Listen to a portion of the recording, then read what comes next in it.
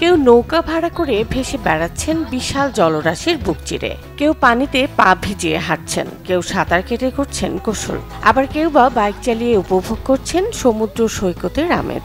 বিশাল জলরাশির মধ্যে ডুবন্ত সড়কে কেউ ব্যস্ত সেলফি তুলতে। রামদাস বিলের চিত্র এটি। ভ্রমণ পিপাসুদের কাছে পর্যটন কেন্দ্র হিসেবে পরিচিতি পেয়েছে চাঁপাইনবাবগঞ্জের গোমস্তাপুর উপজেলার এই বিলটি। মনোমুগ্ধকর পরিবেশ, যেমন আপনি পানির সাথে যে ঢেউ খেলানো যে ফিলটা সমুদ্রের, অস্থির একটা পরিবেশ, বিশাল জলরাশির সাথে মনে করেন যে একটা অপূর্ব পরিবেশ তৈরি করে। আমরা চাই এখানে সরকারি নজরদারিতা বাড়ুক এবং যেসব সহযোগিতা অন্যান্য বিচে করা হয় বা এই জলরাশির মধ্যে ভ্রমণের যে জায়গাগুলো থাকে সেখানে করা হয়, সেটা আমরাও পেতে চাই।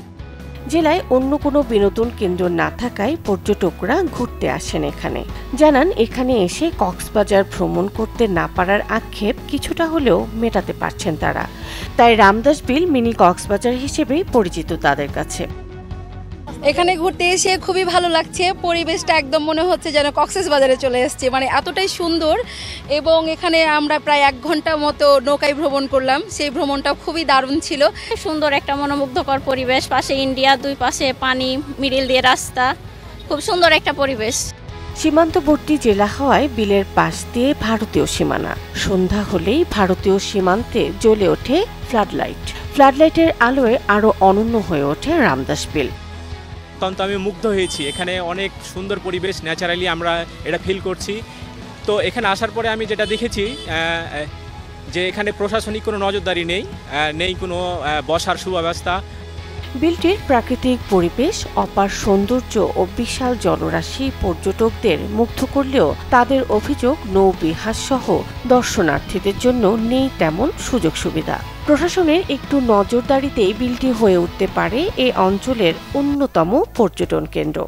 এই জায়গাটুকুকে যে আরও উন্নতি করা যায়, সরকার যদি এদিকটা যদি একটু নজর দেয় তাহলে হয়তো বা আরও এই পর্যটক এলাকা হিসাবে আরও স্বীকৃতি পাবে। সরকার যদি ইচ্ছা করে তাহলে পর্যটন এলাকা যদি গড়ে তোলে তাহলে হয়তো আমাদের এলাকারও নাম হবে, আর আমাদেরও দর্শনার্থী যারা আছে আশপাশে তাদেরও সুবিধা হবে। জেলা প্রশাসক বলছে, গাইডলাইনের পাশাপাশি পর্যটকদের আকৃষ্ট করার জন্য সকল সুযোগ সুবিধা গ্রহণ করা হবে। আমরা প্রাথমিকভাবে এই বিলে যাতে সহজে যাওয়া যায় এই কারণে রাস্তা প্রশস্তকরণ, আগত দর্শনার্থী বা পর্যটকদের জন্য আমরা স্থায়ী শেড নির্মাণ, এর পাশাপাশি যাতে এখানে বিলে ভ্রমণের জন্য আরও কিছু নৌকা যাতে সরবরাহ করা যায় এই বিষয়টি, এবং অনেকে সাঁতার জানে না তারপরেও তারা নৌকায় ভ্রমণ করতে চায়, তাদের নিরাপত্তার জন্য কিছু লাইফ বোট সরবরাহকরণ। এর পাশাপাশি আমরা কিছু বৃক্ষরোপণের ব্যবস্থার মাধ্যমে যে বিলে আগত পাখিদের বসবাস বা আবাসস্থল নিশ্চিতকরণ, এটি আমরা করতে পারি। প্রায় 245 একর এলাকা জুড়ে বিস্তৃত চাঁপাইনবাবগঞ্জের রামদাস বিলটি। Desk report, channel 24।